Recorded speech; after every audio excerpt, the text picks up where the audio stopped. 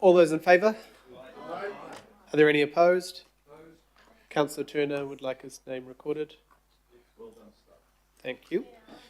Right, we'll move to item 10. Thank Clara and Natasha.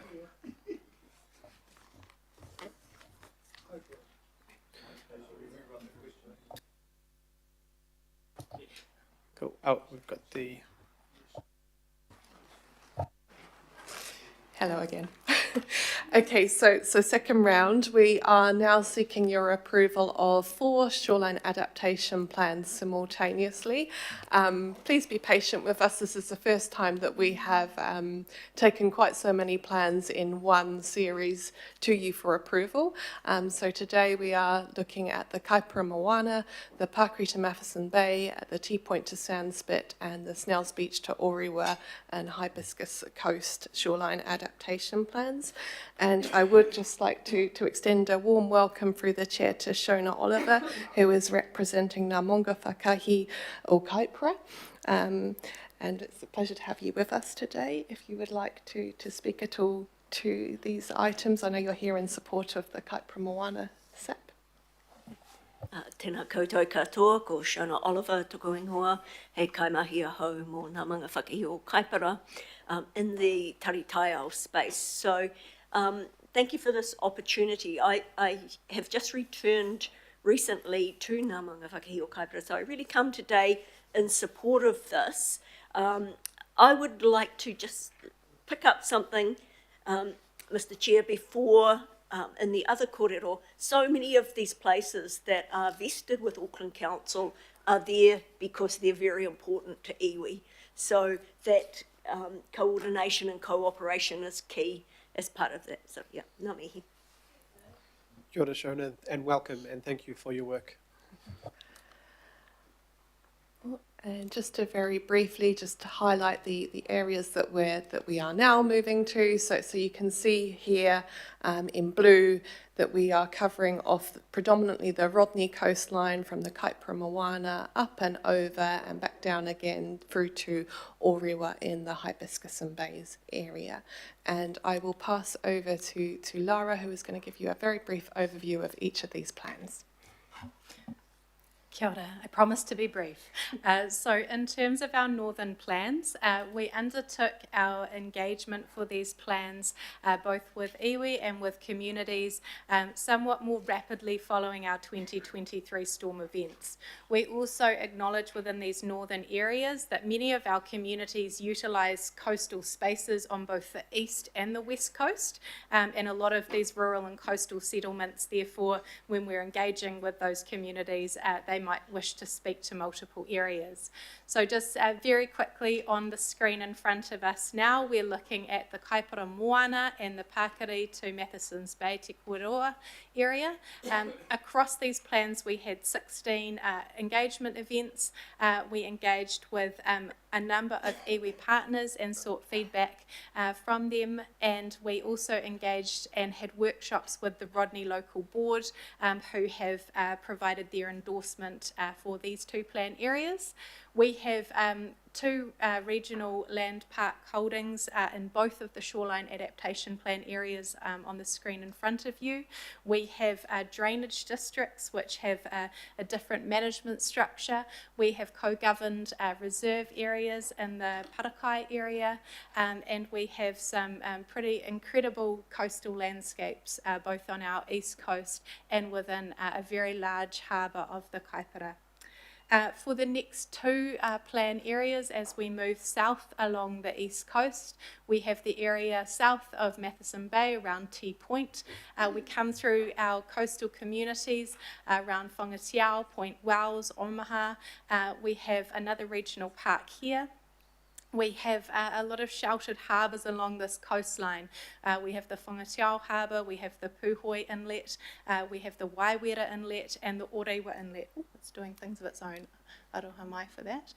We have again around about 6 regional parks within this area of our coastline, and a number of very coastal iwi, so we have a lot of sites and landscapes and locations of high significance, and we have a lot of coastal communities, in many cases throughout all of our northern plan areas, connected by some really key Auckland Transport and New Zealand Transport Agency Waka Kotahi roading links, so some really key crucial roading links throughout this area, and we have a number of other council-owned facilities, buildings, historic closed landfills that we manage as well. So a lot of coastline to cover, and with our Snell's Beach to Orewa, Hibiscus Coast shoreline adaptation plan, we also come into the northern area of the Hibiscus and Bays local board area, and we have had extensive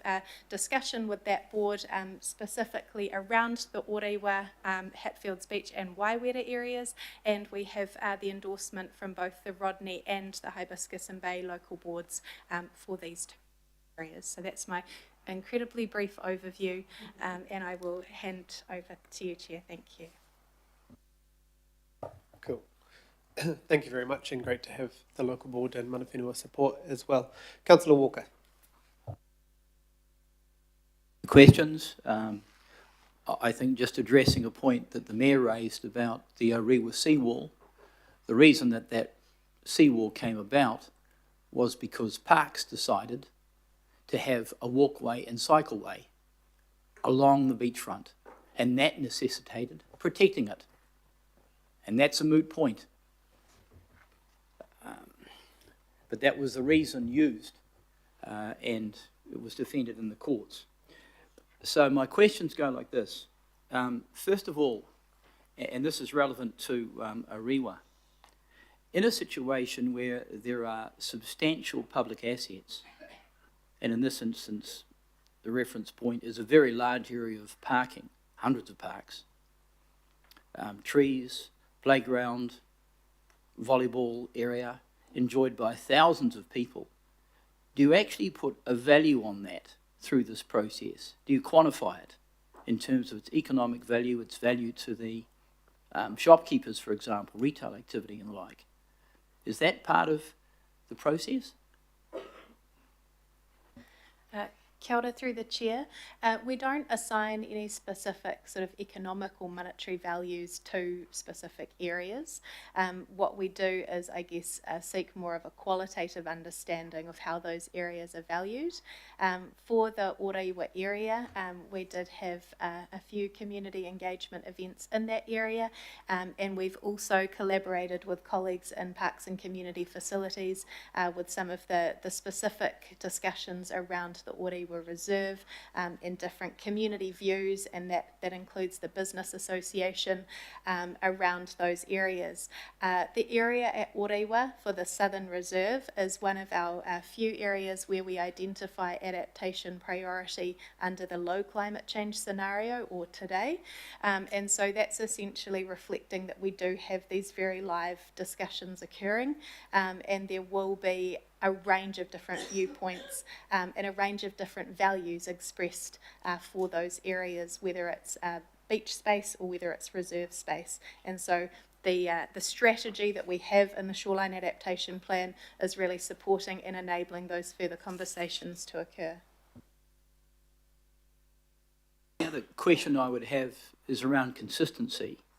If we look at Orewa, to the north there's a rock revetment. In the middle, there's currently a very expensive seawall being completed. And then we have what amounts to managed retreat, which could be quite substantial in that area. So why is there an absence of consistency? So entirely different approaches are being taken for different parts of the beach. I wouldn't have thought there was much difference between the north and the south in terms of the applicability of a rock revetment to retain what is an asset that is probably worth many tens of millions of dollars. So my question is around consistency. Through the chair, so Orewa is a complex coastal environment which has had a range of human modification over time. What we recognise with the southern end of Orewa is that we do have a wider reserve space that's available there, and that is part of what is the very live discussion around the Orewa Reserve future. We also know that our sediment has a tendency to drift towards the southern end, where we have the Waitemata groin, and we have a more healthy dune system available at that space. So while, yes, I completely understand your point around the consistency and ensuring that we have a holistic view to coastal management across Orewa Beach, there are some site-specific nuances in terms of the coastal processes there. And again, not predetermining the outcome of what may eventuate through the Orewa Reserve future, but there is the capacity there certainly to explore some alternative options as opposed to fortifying the entire beach with rock revetment. The other question I've got is around the information provided, especially as it goes to Orewa Beach South.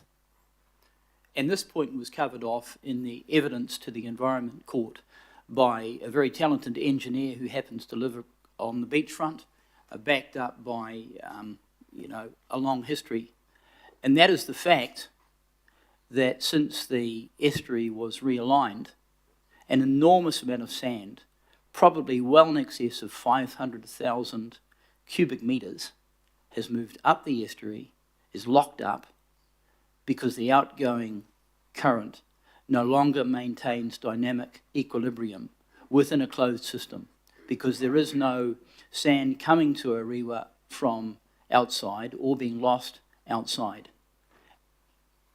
And there are people that hold that this is the major cause of Orewa beach erosion, because erosion is in part a response to the amount of sand that's protecting the beach. But this is not mentioned at all. And there's a strong school of thought that that is one of the primary problems that will cause ongoing erosion at Orewa Beach. The amount of sand that's shifted through the replenishment might be of the order of less than 20,000 cubic metres, so it's tiny in comparison. So why is that not here? Because it could and should be informing people.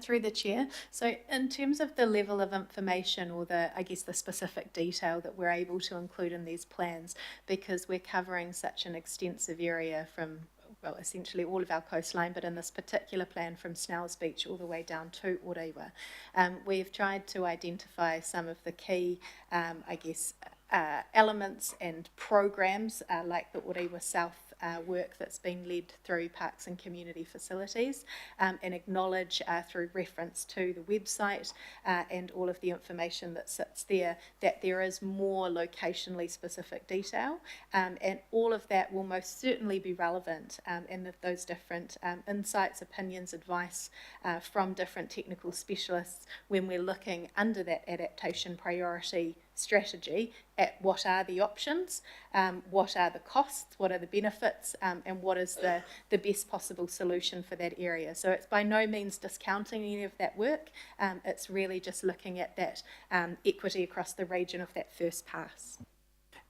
In a situation where this is a fundamentally important piece of information, arguably the most significant thing affecting dynamic equilibrium within this area, is it not possible to add this? Is this a dynamic piece of work, or is this set in concrete? Because I would make the request that we add this sort of information so people understand it.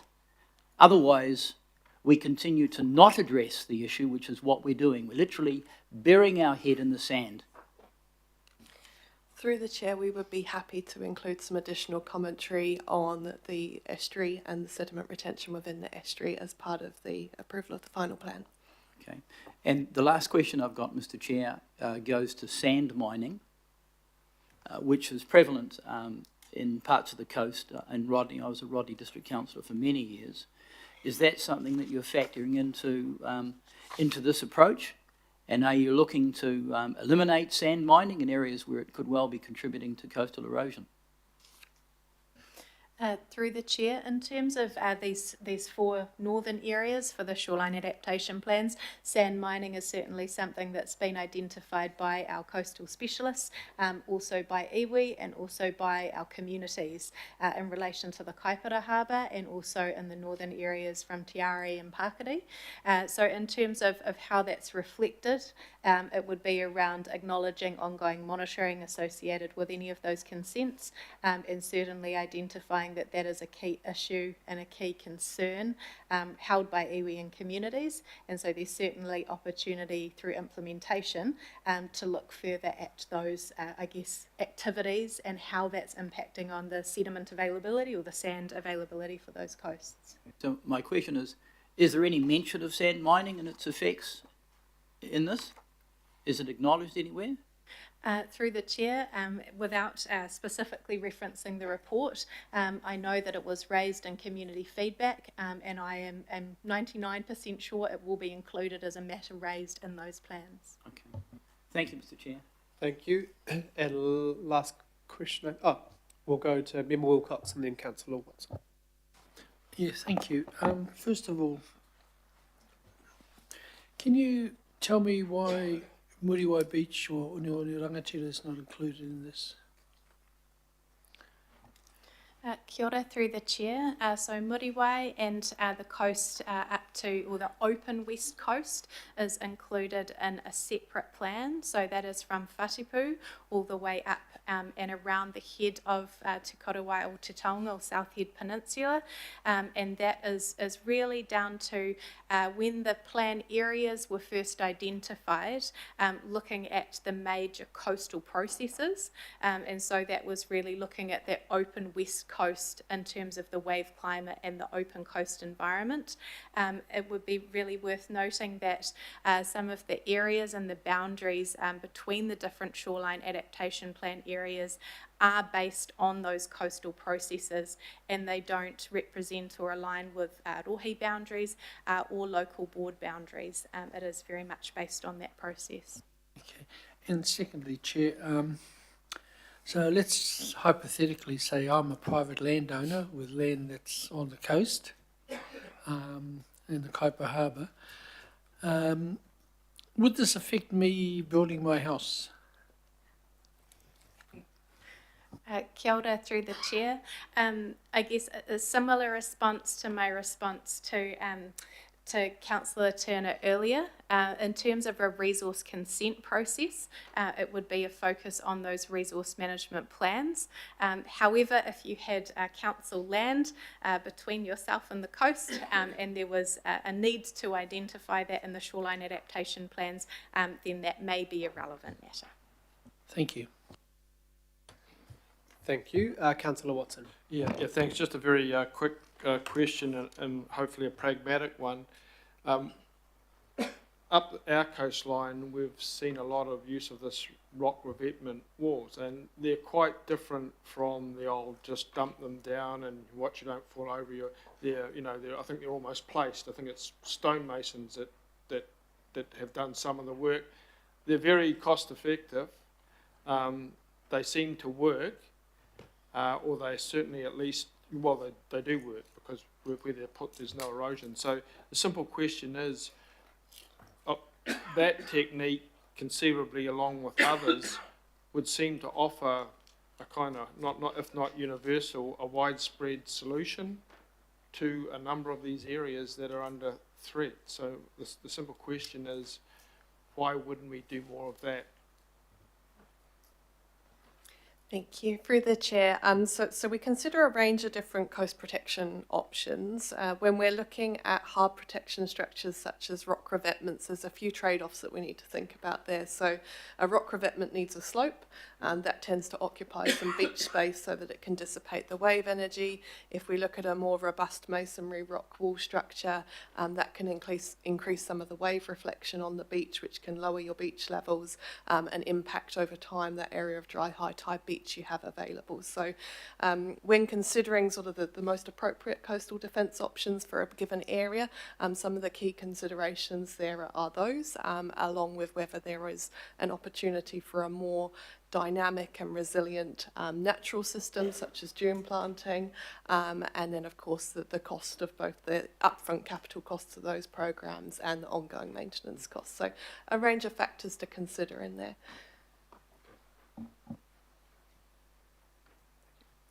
Councillor Turner. Thank you. Just for my understanding of the shoreline adaptation effect, because I know this isn't, we just mentioned the Warapū North area. So Kerry, Warapū, but Kerry as well, but Kerry in particular right now, because of sand accretion, it's blocked the creek, which is building up the water behind there. It's now in the last few weeks blocked off access to the new Surf Lifesaving Club. Blocked the bridge that someone actually tried to pass. They got out. When they got back, they lost the vehicle. That was council involvement, not a council vehicle. It's blocked all the accesses, all the access to the beginning of the Zion track, the Amananui track, walking down the top of the Warapū beach. In the past, many years ago, the Parks Department actually had big loaders parked up at their depots and used to clear that out. Does the adaptation plan, does that have to be taken into consideration when the community or Parks Department decides they want to, modify the stream exit to stop the inland effects of the shoreline adaptation, natural adaptation?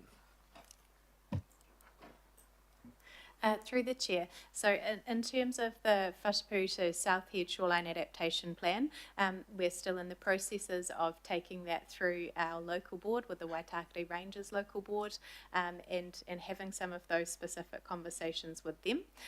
In terms of the accretion at Whatupu and some of the southern areas of that west coast, it is very unique, and yes, it does, influence the location and the ability for some of those catchments to discharge to the coast or to flow to the coast. Where we're looking at our adaptation strategies, in many cases with that west coast environment, maintain and acknowledging those activities that can be undertaken under that strategy is the best way that the shoreline adaptation plans can convey the ability to manage those dynamic environments. However, there are some challenges in continuing to think about intervention in those areas where we do have really dynamic coasts and a lot of accretion of sand, which is quite unique. So it's all right. I can hear Andy Baker telling me to shut up, so I'll say nothing. Cool, thank you. There are no more questions. I'd get you to step back from the table. Good. Are there any comments on this one? Just want to thank the team and just acknowledge that this is significant scientific engineering-based work that I think some of it is blooming incredible, and I have seen these decisions come out, sometimes hard infrastructure, sometimes disappointing people, and sometimes bringing people along for the ride on other softer pieces of infrastructure, or discussing about how the coast will change and people understanding that. And sadly, as many have mentioned, in 2023 people saw that happen rather quickly, far quicker than expected. So I think we've got some understanding of that now. All those in, there's no mover. I'll move. Member Wilcox would like to second. Would you like to speak, Member Wilcox? No. All those in favour? Aye. Any opposed? Councillor Turner would like to vote against again. Thank you. Right, we'll move to item number 11. We need to do an extension of time. I'll move. Deputy Chair second. All those in favour? Aye. Any opposed? Hopefully that wasn't a majority of yeses. Auckland Water Strategy.